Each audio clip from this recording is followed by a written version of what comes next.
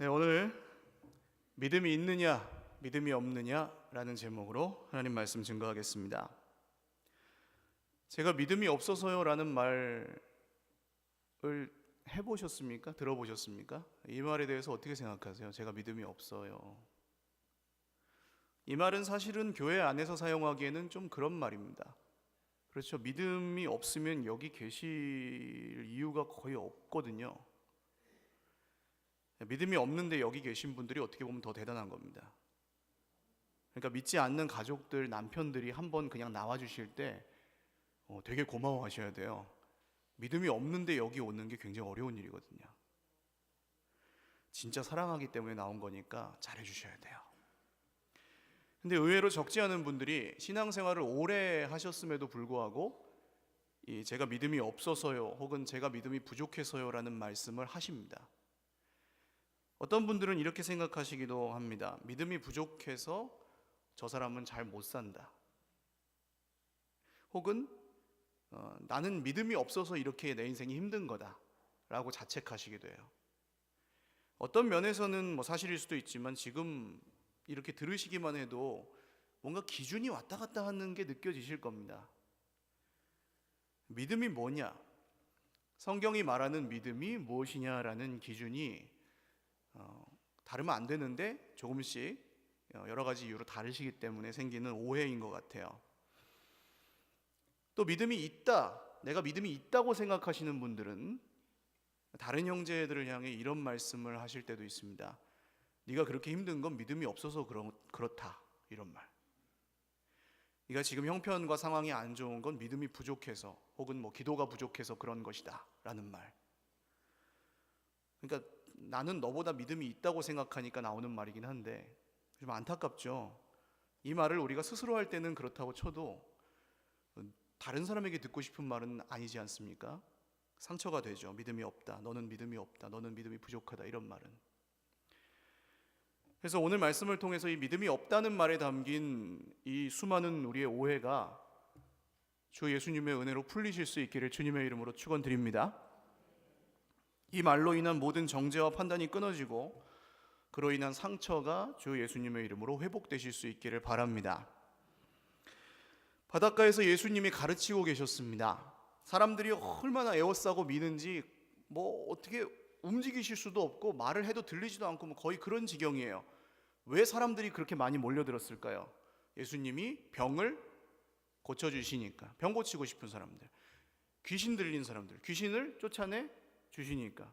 그런 걸 원하는, 각자의 필요를 채워달라는 사람들이 예수님을 밀고 당기고 에워싸고 막 했다는 거죠.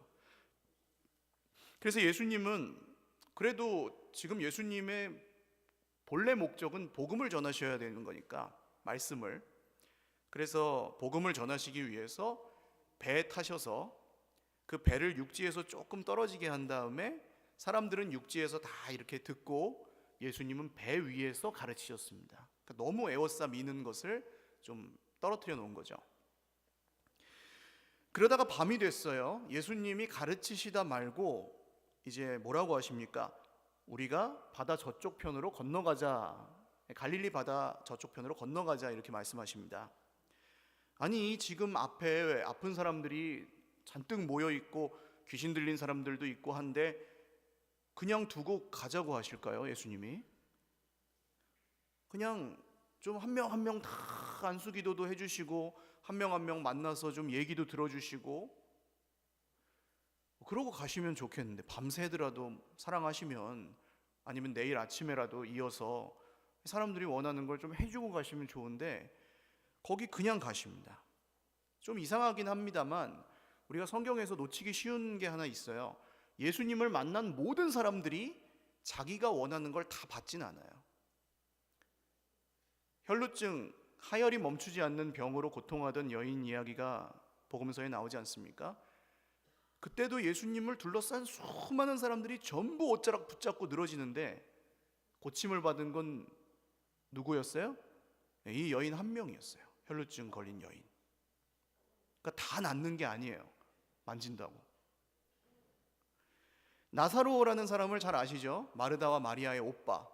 이 사람은 죽었다가 예수님이 어떻게 하셨습니까? 다시 살리셨어요. 할렐루야. 근데 그 시대에 죽은 사람을 다 살리시지는 않았어요. 그러니까 그냥 너무 일반화시키시면 함정에 빠질 수 있다는 얘기를 하는 겁니다. 예수님이 무슨 부적이나 주문이나 기술 같은 걸로 하시지 않았다는 걸 우리가 알 수 있죠. 그렇게 그냥 기계적으로 아무나 그냥 다 대충 고쳐주고 이런 게 아니었다는 겁니다. 즉 문제를 해결하는 것만이 예수님의 목적은 아니었다는 거예요. 왜 그럴까요? 예수님이 왜 그러실까요? 당장 힘들어 죽겠는데, 병에 걸려서 죽어가는 사람들, 귀신 들려서 인생에 망가진 사람들이 잔뜩 있는데 왜 예수님은 그거를 고쳐주시는 게 목적이 아니었을까요? 요새는 별로 안 계신데 교회 앞에 공원에 행여자분들이 좀 많이 계실 때가 있었습니다. 노숙자라고 보통 부르시는, 행여자라고 불려드리는 게 좋아하시더라고요. 근데 이분들 중에는 진짜 어떻게 할 수 없어서 밖에서 지내시는 분들도 있지만 집도 있고 가족도 있고 돈도 있고 한데 그래도 거기서 밖에서 지내시는 분들도 꽤 있었습니다. 제가 만나본 바로는. 당장 사셔야 되니까 돈을 드리죠. 컵라면 하나 사 드세요. 컵라면 안 사 먹고 이 앞에 편의점 가서 소주를 사세요. 안 변해요. 그리고 그게 돈을 더 드려도 안 변하실 거예요. 그러니까 지금 당장 문제를 해결해야 된다고 해서 근본적인 부분이 변하지 않는다는 거였습니다. 근데 그런 문제를 사실은 모든 사람들이 각자 다르긴 하지만 갖고 있어요. 속에. 그러니까 수술이 필요한 상황인데 겉에 빨간 약만 바르고 다 나았다고 하면은 안 된다는 겁니다. 예수님이 그냥 문제만 해결하고 끝내지 않으신 이유가 바로 그렇습니다. 그보다 더 큰 목적이 있으셨던 거죠. 그게 구원입니다. 그렇다고 또 믿음이 없으면 소용없다 그러고 막 고자세로 그냥 지나치시고 그러시지도 않아요. 예수님은 일단 사람이 너무 많이 몰려서 거기서 하나님의 뜻이 이루어지는 것보다 이 사람들의 필요가 막 이루어지려고 그런 분위기가 되면 거기서는 떠나시는데 금방 또 돌아오십니다. 왜요? 그 사람들을 불쌍히 여기셔서 돌아오십니다. 마가복음 성경을 보시면 그런 장면들이 꽤 나옵니다. 우리가 다른 데로 가자 그랬다가 다시 금방 돌아가세요. 어쨌든 오늘 여기서 한 사람 한 사람 다 만나주시고 그러고 다 들어주시고 가면 좀 좋아요. 근데 그 밤에 날이 저물었는데 배를 타고 저쪽으로 건너가자고 하시는 거예요. 이해가 가지 않습니다. 사람들이 난리가 났습니다. 왜 난리가 났을까요? 하루 종일 기다렸는데 고쳐달라고, 귀신 쫓아내달라고, 힘든 거 좀 해결해달라고 하루 종일 기다렸는데 그냥 가잖아요. 지금 저 배 그냥 간다 하니까 나는 고쳐주고 가야지 하고 막 달려드는 거죠. 그래서 36절을 보시면 이 사람들이 배를 타고 함께 따라갑니다. 예수님을.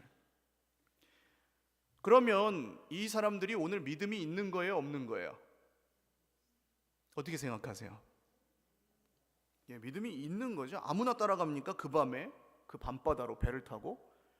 이 사람들은 예수님이 자기를 고쳐줄 거라는 믿음이 있었던 거죠. 그런 믿음이 있었던 거예요. 예수님이 내가 원하는 무언가를 들어주실 수 있는 분이다라는 믿음이 있었던 겁니다. 근데 오늘 예수님이 말씀 끝에 제자들에게 뭐라고 하시냐 하면요, 40절 읽어보겠습니다. 시작. 이에 제자들에게 이르시되 어찌하여 이렇게 무서워하느냐? 너희가 어찌 믿음이 있느냐 없느냐? 없느냐? 아니 분명히 이 정도면 믿음이 있는 것 같은데 왜 믿음이 없다고 하실까요? 이렇게 열심히 따라가는데 믿음이 없다고 하십니다. 여기서 우리가 믿음에 대해서 갖고 있는 첫 번째 오해가 좀 드러납니다. 뭘 믿느냐는 거예요. 오늘 이 사람들이 예수님을 왜 따라갑니까? 뭔가 원하는 게 있죠. 병을 고치고 싶든지 귀신을 쫓아내고 싶든지 배가 고프든지 뭔가 로마에서 독립하기를 원하든지 여러 가지 그런 소원이 있습니다. 사람마다 조금씩 다르지만 예수님께 원하는 게 있어요. 그래서 나온 거예요. 내가 듣고 싶은 가르침을 듣는다든지 그것도 소원이죠. 예를 들어서 제자들은 뭘 원했습니까? 힘을 원했습니다. 예수님의 제자들은 로마를 전복하고 이스라엘 나라를 강하게 세우고 싶은 그런 소원이 있었고 거기서 이제 한 자리 하고 싶은 마음이 있었습니다. 그래서 제자들이 늘 다투었던 문제가 그거예요. 누가 크냐? 누가 1번이냐? 예수님이 나라를 세울 텐데 그때 누가 국무총리하고 누가 국방장관하고 그렇게 될 것이냐, 이걸 가지고 늘 싸웠어요. 나중엔 물론 안 싸우지만. 배를 타고 따라간 사람들도 마찬가지입니다. 병을 고치고 싶고 귀신 쫓아내고 싶고 그런 소원들을 갖고 따라갑니다. 이 모든 사람들이 예수님이 자기가 원하는 걸 들어줄 거라고 믿어 마지 않았습니다. 그래서 따라간 거예요, 밤에. 근데 이분들이 지금 믿는 믿음은 어떤 믿음이에요? 내가 원하는 것이 이루어질 거라는 믿음입니다. 예수님을 통해서. 그러니까 목적은 내가 원하는 걸 이루는 거고, 예수님이 죄송하지만 수단으로 전락해버린 면이 있다는 거죠. 예수님을 통해서 내가 원하는 걸 이루고 싶어 한다는 거예요. 세상에도 이런 믿음은 있습니다. 강하게 바라고 믿으면 그대로 된다, 이렇게 생각하고 사는 분들이 꽤 있어요. 다른 종교의 믿음은 거의 이렇습니다. 강하게 바라고 염원하고 막 정성을 다하면 들어주거나 이루어진다. 이건 사실 신념이라고 부릅니다. 신앙이라기보다는. 그래서 아침에 일어나서 10번 잘 될 거야, 오늘 잘 될 거야, 잘 될 거야, 이렇게 외치고 시작하는 그런 분들도 꽤 많아요. 그게 나쁜 거 아닙니다. 그게 악한 것은 아니기 때문에 예수님은 자기를 따라오는 사람들에게 뭐라고 하지 않으세요. 거절하지 않으십니다. 그냥 따라오게 두세요. 그 자체가 악한 것은 아닙니다. 좀 그냥 아직 좁고 잘 모르는 것일 뿐이지 그걸 악하다고 할 수는 없어요. 근데 또 어떤 분들, 반대쪽에 계신 어떤 분들이 이렇게 말합니다. 내가 원하는 걸 달라는 게 무슨 믿음이냐, 그거는 기복신앙이다, 이렇게 얘기하세요. 너무 쉽게. 근데 정말 그걸 전부 기복신앙이라고 할 수 있습니까, 여러분? 아마 그렇게 말씀하시는 분들은 아직 인생에 죽도록 힘들어 본 적이 없는 분들일 가능성이 커요. 진짜 죽지도 살지도 못할 만큼 힘들면 우리는 살려달라, 도와달라는 말밖에 할 수 없어요, 하나님께. 거기서 뭔가 막 신학적으로 정리된 그런 기도를 하지 않습니다. 사랑하는 여러분, 필요한 게 있으면 다른 데서 찾지 마시고 스스로 알아서 해결하려고 하지 마시고 주 예수님께 기도하실 수 있기를 주님의 이름으로 축원합니다. 그 기복신앙 아니에요. 따라가셔도 돼요, 그렇게. 그래서 이 믿음은 지금 기도의 내용이 뭐 신학적으로 옳으냐 그르냐 그런 문제는 아닌 것 같습니다. 신학적으로 올바른 기도는 들어주고 그렇지 않은 기도는 안 들어주고, 뭐 의지가 좀 강하게 세게 드려진 기도는 들어주고 그냥 대충대충 하는 듯 마는 듯 하는 기도는 안 들어주고, 그런 건 아닌 것 같아요. 왜냐하면 그렇게 따지면 신학교를 졸업한 사람들은 전부 로또 맞고 병도 안 걸리고 오래 살고 사고도 안 나고 그래야 정상이잖아요. 근데 그렇지 않습니다. 우리는 어린아이의 기도에 응답하시는 하나님을 봅니다. 할렐루야. 저희 애가, 누나가 엊그저께 예방주사를 맞고 좀 열이 나고 아프다 그러니까 둘째가 탁 눕더니 하나님, 누나가 아파요, 고쳐 주대요, 그러더라고요. 이 기도를 억지로 계속 시키니까 얘가 좀 배운 것 같아요. 자기가 처음 하는 걸 처음 봤어요. 오늘 우리 애가 괜찮습니다. 할렐루야. 그러니까 초신자의 기도에 응답하시는 하나님을 우리가 봐요. 뭐 대단한 믿음으로 기도하는 게 아닌데도 그렇게 들어주시기도 하고, 어떤 분들은 그렇게 보시죠. 초신자는 보여줘야 믿으니까 보여주시는 거고, 좀 오래 믿은 사람들은 안 그래도 믿으니까 안 보여주신다. 정말 그렇습니까, 여러분? 오래 믿었다고 눈에 보이는 게 필요가 없습니까, 우리가? 저만 해도 전 눈에 보이는 게 없으면 지쳐요, 금방. 하나님 함께 하시는 증거들이 제 인생에 보여야 좀 힘이 나지. 말씀을 믿죠. 그러나 눈에 보이는 게 중요하지 않은 건 아니거든요. 그러니까 우리에게 기도할 수 있는 그런 권리, 특권을 주신 거죠. 그렇지만 어쨌든 눈에 보이는 증거는 중요하지만 그게 전부는 아니라는 것, 이게 중요합니다. 이런 오해가 사람 잡는다는 걸 제가 언제 느꼈냐 하면 제 친구 아버지를 통해서 한번 배운 적이 있어요. 그 친구 아버님이 좀 좋지 않은 가르침에 빠지셔서 거기서 목회자가 되셨습니다. 굉장히 순수한 분이셨어요. 정말 어렸을 때 동네에 좀 놀던 형님들이 저 아저씨 같은 분만 교회에 있다면 나는 예수 믿겠다, 그럴 정도였어요. 그러니까 굉장히 감화력이 있고 이분이 안기부 다니셨는데 젊을 때 정말 인격자셨고 훌륭한 분이셨거든요. 근데 어느 날 갑자기 돌아가셨다는 얘기를 듣고 깜짝 놀랐습니다. 저희 아버지보다도 연세가 젊으신데 갑자기 돌아가셨다는 거예요. 가서 얘기를 들으니까 친구가 목회자는 아프면 안 된다. 하나님 영광 가리는 거다. 아버지 그렇게 생각하셨다는 거예요. 아파도 병원 가는 걸 보여주면 안 된다. 물론 큰 병이 아니라고 생각해서 그러셨겠죠. 성도들이 자꾸 이제 인간적인 방법으로 해결하는 걸 목회자가 보여주면 기도 안 한다. 그렇게 생각하셨다는 거예요. 그래서 결국 병원에 안 가고 병이 악화돼서 돌아가셨습니다. 정말 슬펐어요. 일찍 치료 시작하셨으면 나을 가능성이 있는 병이었거든요.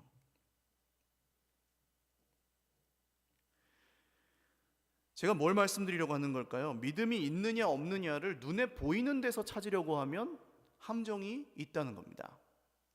예를 들어서 내가 원하는 대로 하나님이 들어줬다. 내가 유리한 쪽으로 하나님이 해줬다. 그러면 내가 믿음이 있어서 들어준 거다. 이렇게 생각해 버리면 은혜는 어디 갔어요? 내가 잘해서 받은 게 되잖아요. 내가 원하는 대로 안 됐다면 하나님은 문제가 없으니까 내가 뭔가 잘못했겠지. 그렇게 생각하시는 거잖아요. 근데 그런 건 믿음이 아니고 치성이라고 그래요. 치성. 막 쌓아가지고 치성을 쌓고 염원하고 공덕을 쌓아서 그게 어느 정도 탁 합격하면은 딱 주는 그런 거잖아요. 이런 종류의 믿음은 다른 종교에도 있고 종교가 없는 사람들에게도 있다고요. 열심히 하면 된다 그런 거. 그래서 자기도 모르게 이런 말씀을 하시는 것 같아요. 제가 믿음이 좋았으면 이렇게 됐을 텐데 믿음이 부족해서 믿음이 약해서 잘 안 된 것 같아요. 이런 얘기. 여러분 그런 오해를 갖고 하나님이 나를 싫어하신다 뭐 이렇게 생각하고 계셨다면 오늘 말씀이 여러분의 위로가 되실 수 있기를 주님의 이름으로 축원합니다. 기독교의 믿음은 눈에 보이는 것으로 증거를 삼지 않습니다. 할렐루야. 히브리서 성경은 이렇게 얘기합니다. 믿음은 바라는 것들의 실상이요 보이지 않는 것들의 증거니. 그러니까 뭔가 보여져야 믿는 게 아니고 믿음 자체가 증거라는 얘기를 해요. 성경은. 즉 세게 믿는다고 되고 약하게 믿는다고 안 되는 그런 게 아니라는 겁니다. 오해를 좀 더 풀기 위해서 오늘 말씀으로 다시 돌아가 보겠습니다. 예수님이 정말 믿음이 있어서 도와주는지 혹은 믿음이 약하다고 버리는지 한번 볼까요? 지금 밤에 배를 타잖아요. 밤에 배를 타는 게 위험할까요? 안전할까요? 낮에 타는 게 나아요? 밤에 타는 게 나아요? 낮에 타는 게 낫죠? 근데 지금 이 사람들이 밤에 바다로 나갈 수 있는 이유는 뭡니까? 누가 가자 그랬어요? 예수님이 가자 그랬잖아요. 예수님이 가자고 했으면 이 길에서 우리에게 문제가 생길 리가 있다 없다? 없다고 생각하기 때문에 따라가는 거죠. 어떤 면에서는 이것도 믿음이라고 볼 수 있어요. 근데 무슨 일이 일어납니까? 37절 읽어보겠습니다. 시작. 큰 광풍이 일어나며 물결이 배에 부딪혀 들어와 배에 가득하게 되었더라. 태풍이 불고 파도가 막 치기 시작하는데 갑자기 삽시간에 물이 배에 꽉 찼어요. 어떻게 됩니까 그러면? 배가 곧 가라앉겠죠. 큰일 났어요. 예수님이 배에 타고 계시는데도 이 태풍이 오고 배가 가라앉게 생겼습니다. 어떤 분들은 그러실지도 몰라요. 목사님 이런 본문은 설교하지 말아주세요. 아니 잘된 얘기들 강하게 바라고 세게 원했더니 소원대로 이루어진 얘기들 믿으면 준다 이런 얘기들 얼마나 많은데 왜 예수님 따라가다가 태풍 만난 얘기 같은 걸 합니까? 그럼 누가 믿겠어요 예수를? 잘 된다고 해도 믿을지 말지인데 라고 혹시 생각하시는 분이 계십니까? 여러분 정말 그렇습니까? 정말 잘 된다고 해서 예수를 믿으십니까? 그렇지 않으실걸요? 그럼 여기에는 대기업 회장들이나 그래도 뭐 좀 문제 없이 형편 괜찮게 사는 사람들만 오겠죠. 오늘 성경에 나오는 이런 일을 우리가 겪지 않습니까? 나름대로 순종하고 믿음으로 따라간다고 가는데 예수님이 함께 하신다고 믿고 가다가 태풍이 불어닥칠 때가 있다고요. 사람이 힘들게 하고 돈이 없고 병에 걸리고 마음이 아프고 상처를 입고 그럴 때, 여러분 그럴 때는 어떻게 믿고 계십니까? 그래서 이 얘기는 중요한 얘기인 거죠. 거의 한 분도 예외 없이 우리는 이럴 때가 있기 때문이에요. 이런 일을 만나요, 살다가. 대부분 동의하실 겁니다. 우리는 인생의 눈에 보이는 형편만 생각한다면 사실 분위기 좋을 때가 많아요? 아니면 힘들 때가 많아요? 어떻게 생각하세요? 힘들 때가 솔직히 더 많아요. 근데 그때 예수님이 뭐하고 계십니까? 배 뒤쪽에서 주무시고 계셨다는 거예요. 고물과 이물이 있는데 고물이 배 뒤쪽입니다. 얼마나 피곤하셨는지 이렇게 바람이 불고 파도가 치고 배에 물이 꽉 차도록 일어나지를 못하세요. 여러분, 예수님은 인간으로 오셨습니다. 피곤하면 잠을 주무셔야 사실 수 있는 몸을 입고 오셨어요. 근데 우리도 그렇죠. 저는 예전에 잠 안 자고 열심히 일하고 기도하고 그런 게 믿음이 좋은 건 줄 알았어요. 무조건. 근데 어제도 늦게 잤어요. 근데 그러다가 건강이 안 좋아지니까 일을 더 못해요. 이상하게 모순이죠. 그게 믿음이 좋은 거라고 생각해서 그렇게 무리하면서 했는데, 그러다가 건강이 안 좋아지니까 뭐 이제 제가 약 먹는 게 점점 늘어나고 있거든요. 혈압약도 먹고 뭐 그러거든요. 그러니까 일을 더 못해요. 이상하게 믿음으로 한다고 했는데 열심히. 그러니까 여러분, 잠은 잘 만큼 주무셔야 돼요. 부지런히 살고 잘 만큼 자고. 누구처럼요? 예수님처럼. 할렐루야. 자, 힘들어 죽겠는데 당장이라도 우리 인생이 어떻게 될 것 같아서, 당장이라도 우리 가정이 막 어떻게 될 것 같아서 불안해 죽겠는데 주님은 아무 기미가 없는 것처럼 느껴질 때가 있습니다. 우리 인생에 주무시는 것 같이. 도와준다는 건지 만다는 건지 가라는 건지 말라는 건지 그렇게 느껴질 때가 있다는 거예요. 그렇게 물이 배에 꽉 찹니다. 그런 생각을 하는 동안 삽시간에 그냥 꽉 찹니다. 사실은 물이 차는 것보다 걱정이 차는 거죠. 걱정이 꽉 차는 겁니다. 의심과 걱정이. 이제 죽었구나. 제자들의 3분의 1은 어부였습니다. 어부들은 바다도 알고 배도 아는 전문가들이에요. 근데 이 전문가들의 손을 통해서 아무리 알아도 더 이상 어떻게 할 수 없는 상황까지 온 겁니다. 물이 꽉 찼어요. 그때 그제서야 사람은 뭘 합니까? 자, 여러분, 걱정과 염려와 의심과 이런 것들이 꽉 찼는데 내가 해결할 방법도 없어요. 그럼 그때 뭐 하세요? 그때 기도를 합니다. 할렐루야.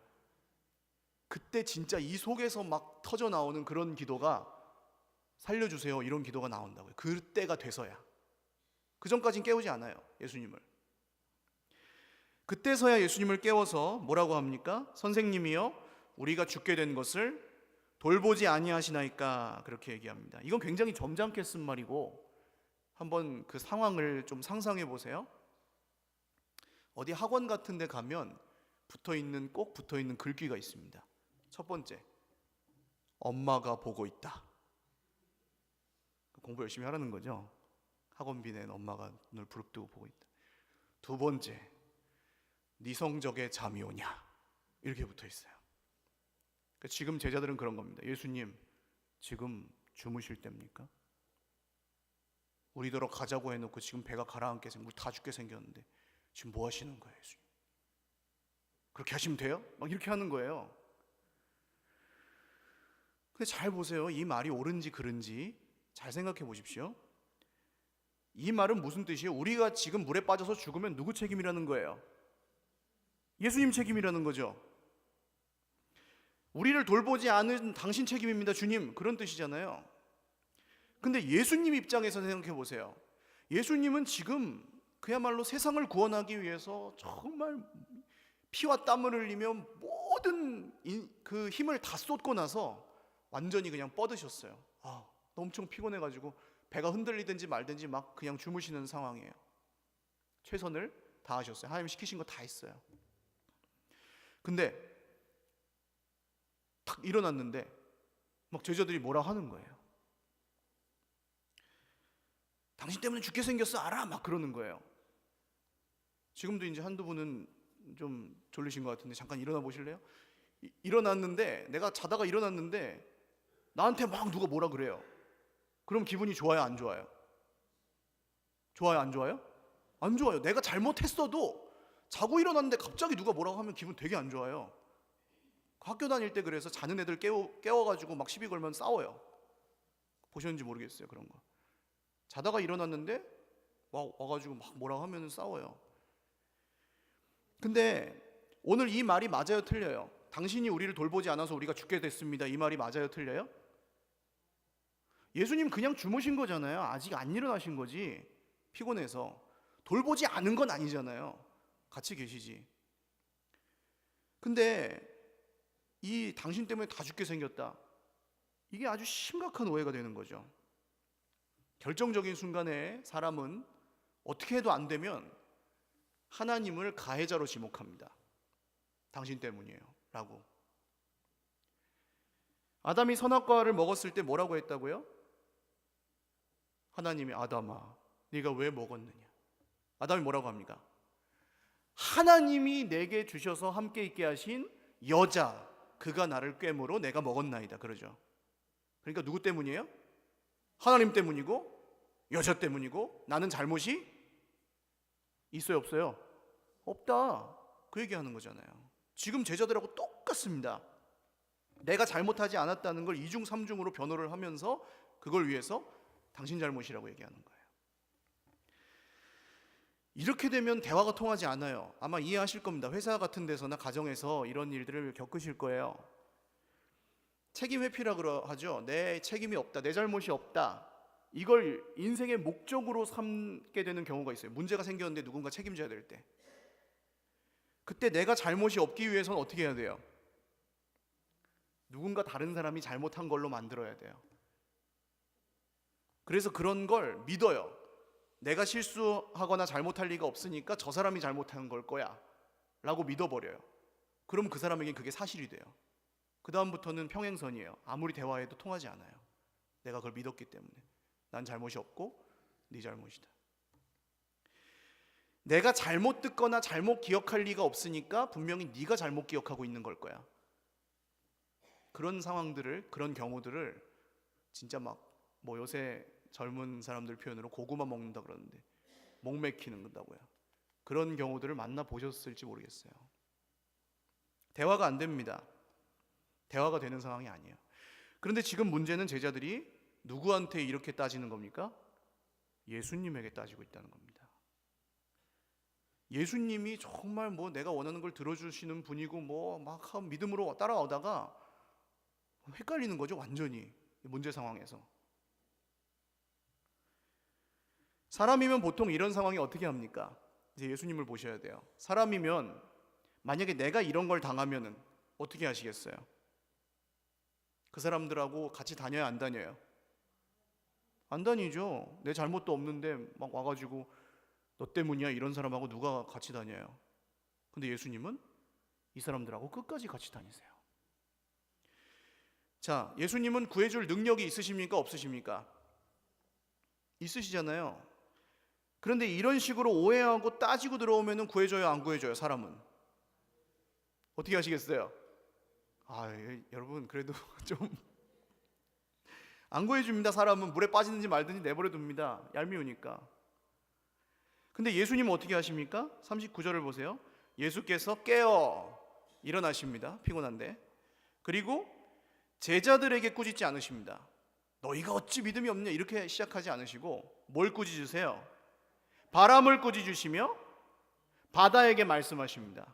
할렐루야. 예수님 다르죠? 우리는 믿음이 없으면 우리가 벌을 받는다고 생각합니다. 근데 예수님의 생각은 좀 달라요. 예수님 그럴 때 사람을 향해서 꾸짖지 않으시고 문제를 향해서 꾸짖으십니다. 그렇죠? 예수님 말씀하세요. 우리가 예수님이 우리를 도와준다는 건 늘 느끼지 못할 수도 있지만 예수님은 우리에게 늘 말씀하신다는 건 아시죠? 할렐루야. 성경이 우리 손에 들려있기 때문이에요. 지금도 예수님이 말씀하고 계시는 거죠, 우리에게. 저를 포함해서. 우리가 형편이 좋든 안 좋든 문제가 있든 없든 우리가 죄인이든 뭐 죄가 적든 많든 예수님이 우리에게 지금 뭐 하신다고요?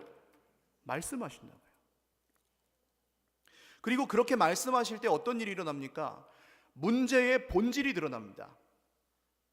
정말 예수님 때문에 그런 건지, 하나님이 나를 돌봐주지 않아서 그런 건지, 아니면 다른 문제가 있는지, 그게 말씀을 통해서 드러납니다.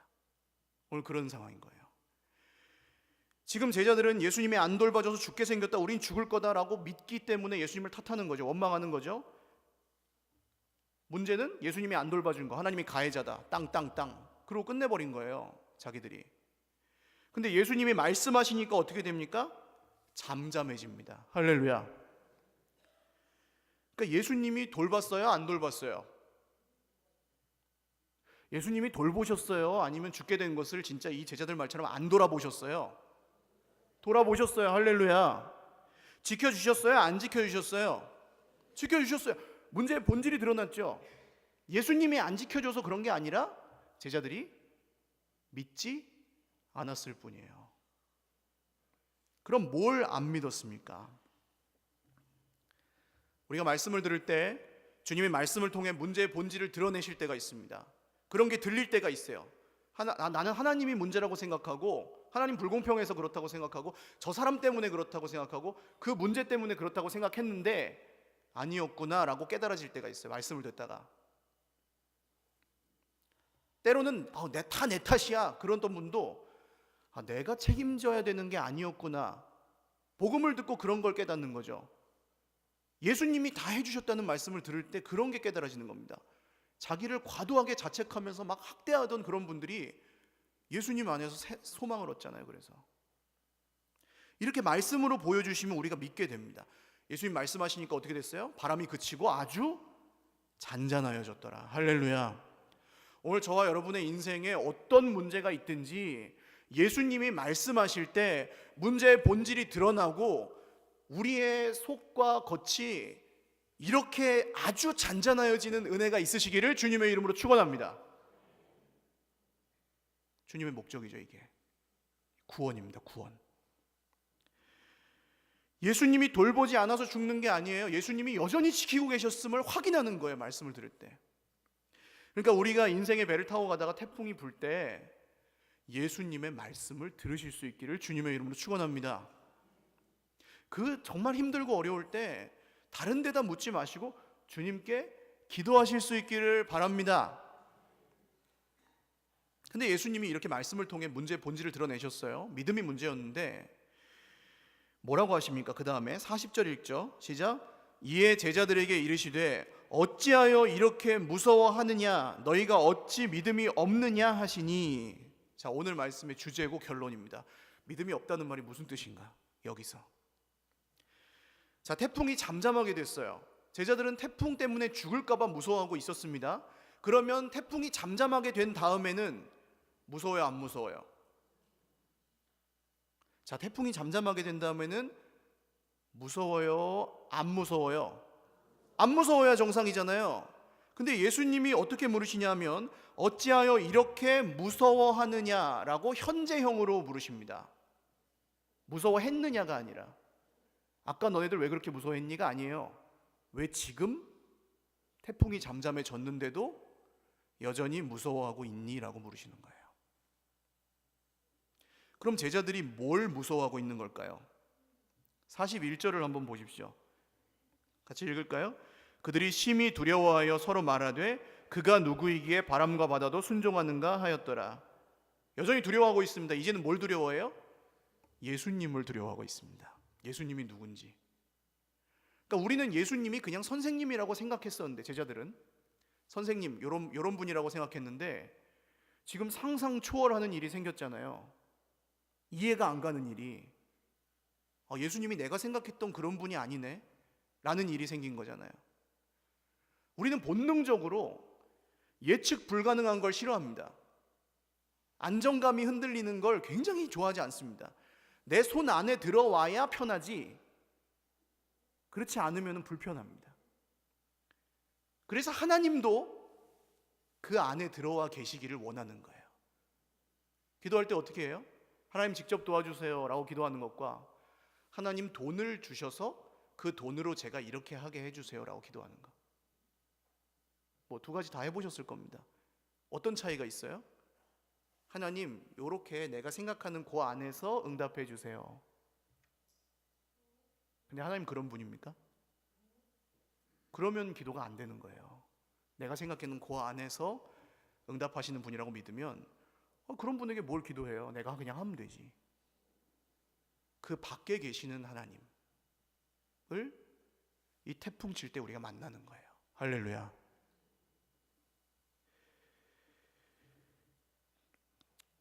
사랑하는 여러분, 오늘 예수님이 어찌 믿음이 없느냐 이 말이 막 믿음이 있냐 없냐 하고 막 따지시는 그런 말씀이 아니라는 걸 믿으시기를 주님의 이름으로 축원합니다. 그 다음 뭐라고 하세요? 너희가 어찌 믿음이 없느냐. 근데 성경을 갖고 계시는 분들은 밑으로 내려가 보시면 맨 밑에 괄호 1번하고 어떤 사본에 이렇게 적혀 있는 게 있습니다. 어떤 사본에 뭐라고 적혀 있어요? 어찌 아직도 믿음이 없느냐.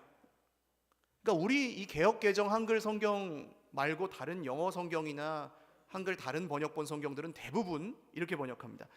왜 아직도 믿지 않느냐라고 번역합니다. 무슨 뜻이에요? 그러니까 말씀을 들려주셨는데 왜 아직도 믿지 않느냐. 그 말씀대로 도와주시고 지켜주시고 이루어 주셨는데도 왜 아직 믿지 않느냐. 내가 너희를 위해서 십자가에 죽었는데도 왜 아직 믿지 않느냐. 내가 죽었다가 3일 만에 다시 살아났는데도 왜 아직 믿지 않느냐. 내가 평생에 너희와 함께 했는데도 왜 아직 믿지 않느냐. 너희들이 힘들 때마다 너희는 혼자 있다고 생각했지만 내가 보이지 않는 손으로 너와 함께 했는데, 그걸 내가 계속 성경에 말하는데 왜 아직도 믿지 않느냐. 이건 주님의 눈물겨운 구애입니다. 구애. 얘들아, 이렇게 해주는데도 왜 아직도 믿지를 못하니? 그럼 이제 어떻게 하면 되는 거예요? 어떻게 하시면 돼요? 할렐루야. 믿으면 되는 거예요. 근데 뭘 믿는 거예요?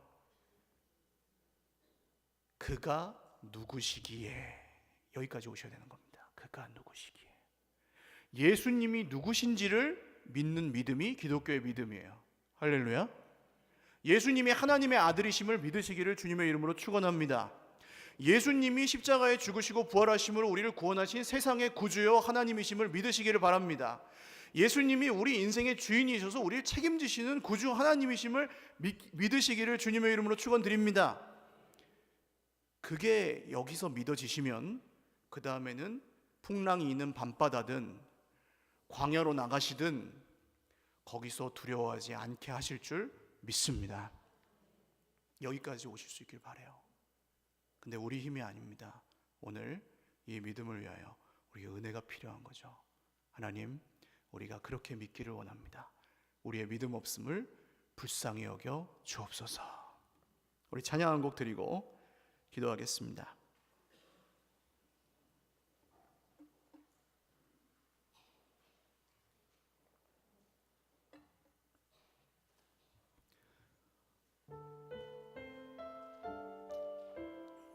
아무것도 두려워 말라. 아무것도 두려워 말라. 주 나의 하나님이 지켜주시네. 놀라지 마라. 겁내지 마라. 주님 나를 지켜주시네. 아무것도 두려워 말라. 아무것도 두려워 말라. 주 나의 하나님이 지켜주시네. 놀라지 마라. 겁내지 마라. 주님 나를 지켜주시네. 내 맘이 힘에 겨워 지칠지라도, 내 맘이 힘에 겨워 지칠지라도 주님 나를 지켜주시네. 세상의 험한 풍파 몰아칠 때도 주님 나를 지켜주시네.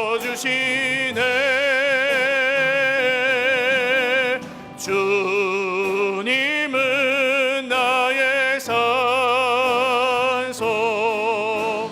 주님은 나의 요새, 주님은 나의 소망, 나의 힘이 되신 여호와. 기도드리겠습니다. 여러분, 정말 믿음이 없어서 안 된다고 생각하십니까? 믿음이 부족해서 될 게 안 된다고 생각하십니까? 내가 저 사람보다 믿음이 적어서 하나님이 저 사람만 도와주고 나는 안 도와준다고 생각하십니까? 오늘 믿음이 없는데도 태풍 가운데 구원을 받은 제자들을 보십시오. 이게 우리입니다. 믿음이 없어도 구원하셨어요. 살려주셨어요. 그리고 믿으라고 하십니다. 이제는 믿어라. 아직도 믿음이 없니? 아직도 안 믿니? 보여줬잖아. 내가 말하고 있잖아. 믿어라. 그리고 정말 믿을 때 하나님이 어떤 일을 하시는지 보십시오. 돈이 없어도 불안하지 않게 하실 것입니다. 눈에 보이는 대단한 일이, 성공이 혹시 우리 인생에 일어나지 않아도 거기서 우리가 낙심하지 않게 하실 것입니다. 다른 사람보다 내가 잘 못해도 그걸로 비교하고 억눌리지 않게 하실 것입니다. 주님이 그런 일을 하세요. 믿음을 통해. 주님, 오늘 우리 인생에 태풍이 불고 광야가 있지만 여기서 다시 한번 고백합니다. 주 예수님이 하나님의 아들이심을 믿습니다. 하나님 살아계시고 우리와 함께 하심을 믿습니다. 주님, 이 믿음으로 살고 이 믿음으로 기도하게 하여 주옵소서. 기도하겠습니다. 하나님 아버지, 우리가 믿습니다. 태풍이 치는 이 밤바다에서 주무시는 것 같이 느껴지는 주님, 그러나 우리에게 말씀하시고 문제를 향해 말씀하시고 문제의 본질을 말씀을 통해 드러내실 때에 우리가 주 예수님이 하나님의 아들이심을 믿겠습니다. 다른 것, 복잡한 것, 신학적인 것, 무엇이 옳고 그른지, 믿음이 있는지 없는지를 따지는 그런 것으로는 잘 모르겠지만 주 예수님이 우리를 살려주시는 분이시라는 것을 믿겠습니다. 주 예수님이 우리를 도우시는 분이심을 믿겠습니다. 주님, 오늘 우리의 믿음 없음을 긍휼히 여겨주시고 은혜를 베풀어 주시고 말씀을 통해 보여 주시옵소서.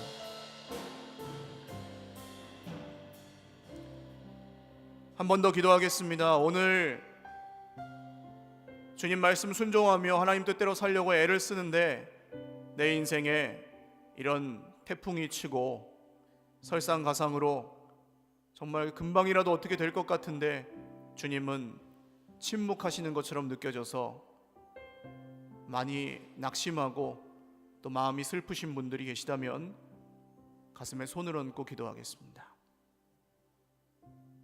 주님, 저는 눈에 보이는 형편에 많이 흔들리는 사람입니다. 주님, 저는 눈에 보이는 증거가 없으면 사실 믿기 어려운 연약한 존재입니다. 그러나 제가 믿고 싶습니다. 다른 길이 없다는 건 알고 있습니다. 이제 주 예수님이 누구신지 여기서 믿고 이 길에서 일어나 주님이 주시는 그 복의 길로, 은혜의 길로, 구원의 길로 달려가기를 원하오니 주님, 나를 일으켜 주시옵소서. 말씀대로 이루어 주시옵소서. 풍랑과 바다를 잠잠하게 하신 주님, 저의 마음이 염려와 걱정으로 가득 차 있으니 저를 잠잠케 하시고 다시금 소망을 얻게 하여 주시옵소서. 기도하겠습니다. 하나님 아버지, 오늘 주의 백성들에게 소망을 허락하여 주시옵소서. 풍랑이 있는 밤바다에서 내가 어찌할 줄 몰라서, 내가 어떻게 할 수가 없어서 눈물 흘리지만 다른 사람에게 티내지도 못하고 주님 앞에 기도할 힘조차 잃어버린, 주님을 의심하고 있는 염려와 걱정으로 가득 찬 우리를 긍휼히 여겨 주시옵소서. 하나님, 오늘 주님의 말씀대로 우리 인생의 풍랑이 잠잠하게 하실 것입니다. 우리 인생의 모든 문제를 향해 꾸짖으시고 잠잠하라, 고요하라 선포하실 것입니다. 주 예수님이 누구신지 이제는 우리가 믿고 그 믿음을 따라서 살기를 원하오니 하나님, 우리 인생의 세일을 행하시고 그 말씀의 증거를 보고 우리가 계속해서 믿게 하여 주시옵소서.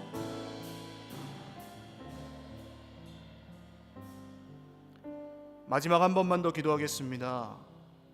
여러분, 교회에도 그런 증거가 있어야 되지 않겠습니까? 우리가 원하는 일이 이루어지는 증거 말고,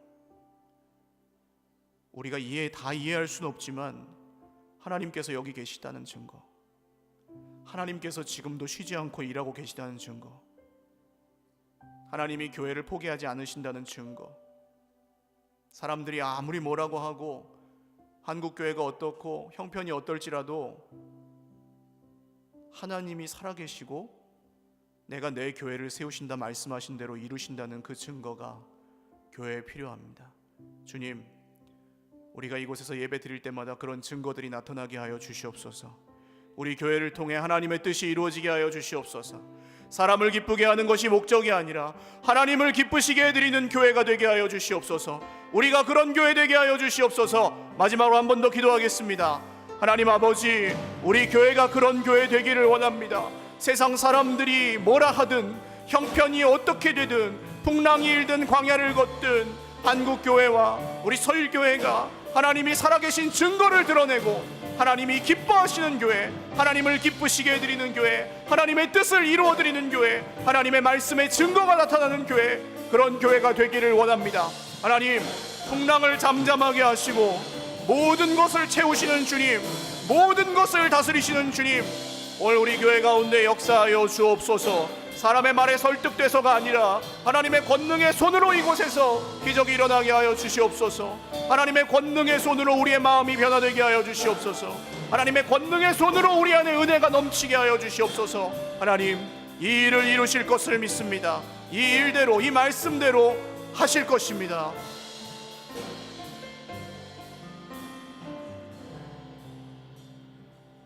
존귀하시고 거룩하신 하나님 아버지, 감사합니다. 우리가 다 하나님의 아들을 믿는 일과 아는 일에 하나가 되기를 원합니다.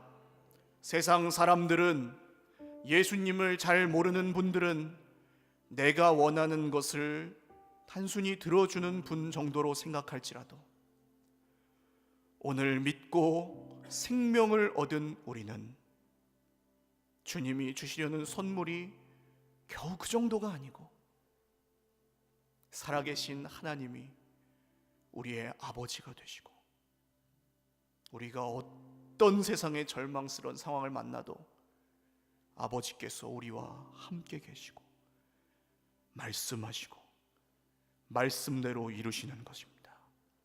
주님, 그 증거가 우리의 모든 가정들과 자녀들에게 나타나게 하여 주시옵소서. 그 증거가 우리가 이곳에서 함께 예배드릴 때마다 나타나게 하여 주시옵소서. 그 증거가 우리가 기도할 때마다 나타나게 하여 주시옵소서. 우리의 속사람이 오늘 주님 말씀 앞에 잠잠해졌던 바다처럼 주 예수님의 이름으로 평안하게 되고 세상이 감당할 수 없는 믿음의 사람들로 우뚝 서게 하여 주시옵소서. 이루실 주님 기대하옵고 감사하며 예수님의 이름으로 기도 올리옵나이다. 아멘. 우리 하나님께 영광의 박수 올리겠습니다.